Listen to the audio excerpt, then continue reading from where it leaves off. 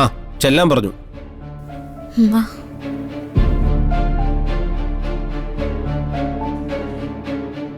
സാറേ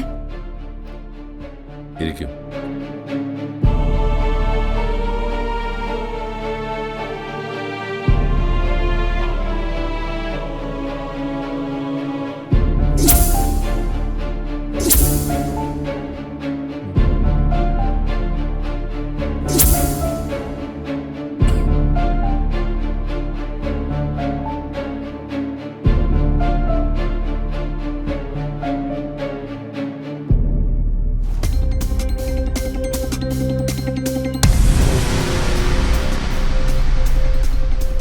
വരൂ, ഇരിക്കൂ.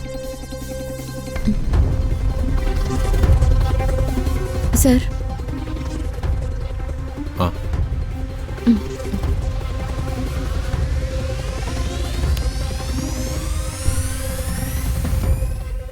ഇതാരാ?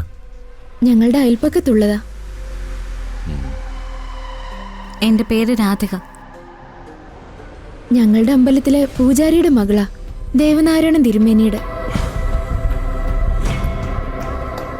ഇന്നലെ ഫോൺ ചെയ്തപ്പോ പ്രത്യേകിച്ച് എന്തോ പറയാനുണ്ടെന്ന് പറഞ്ഞു. എന്താ അത്?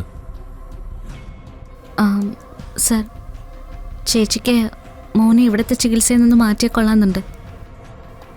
അതെന്ത് പറ്റി? അല്ല ഡോക്ടറെ, കുറെ കാലമായിട്ട് ഒരു മാറ്റവും ഇല്ലല്ലോ. ചിലപ്പോ ചികിത്സയൊന്ന് മാറ്റി നോക്കിയാ. അത് കുഴപ്പമില്ല. അങ്ങനെ വേണ്ടി വന്നാല് ഇതുവരെയുള്ള ബില്ല് നിങ്ങൾ ഒന്നിച്ചടക്കേണ്ടി വരും. അടയ്ക്കാം സാറേ, എല്ലാ മാസവും ഞാൻ കൊടുക്കാറുണ്ട്. അതിലിനി എന്തെങ്കിലും ബാക്കിയുണ്ടെങ്കിലേ ഉള്ളൂ. ഒരു മിനിറ്റ്.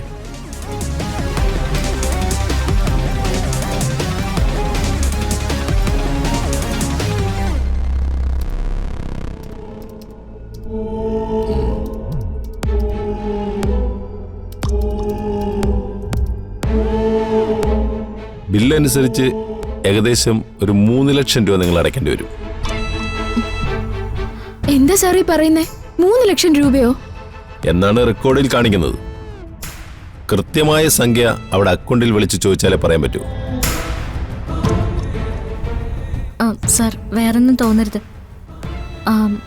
ആ ബില്ലിന്റെ ഡീറ്റെയിൽസ് കിട്ടോ? അല്ല, ഇവർക്ക് എന്തെങ്കിലും നോക്കാനോ മറ്റോ ഉണ്ടെങ്കിൽ. ഈ ഹോസ്പിറ്റലിന്റെ രീതികളൊക്കെ ഇവിടെ വന്നപ്പോൾ ഞാൻ പറഞ്ഞതാണ്. അതിൽ കൂടിയ അന്വേഷണങ്ങളൊന്നും വേണ്ട. പിന്നെ മോനെ ഇവിടുന്ന് ഡിസ്ചാർജ് ചെയ്ത് തരണമെങ്കിൽ അക്കൗണ്ടിൽ പറയുന്ന മുഴുവൻ തുകയും നിങ്ങൾ ഇവിടെ അടയ്ക്കേണ്ടി വരും. അത് നിങ്ങളുടെ ഇഷ്ടം. തൽക്കാലം അത്രയും കാശ് എന്നെ കൊണ്ട് ഒക്കൂല സാറേ. സാറേ, എനിക്കെന്റെ മോനെ ഒന്ന് കാണണമായിരുന്നു. അതിനുള്ള സൗകര്യം ചെയ്തു തരാം. നിങ്ങൾ പുറത്ത് വെയിറ്റ് ചെയ്യ്. ശരി സാർ. കുട്ടിയുടെ പേരെന്താന്ന് പറഞ്ഞേ? രാധിക.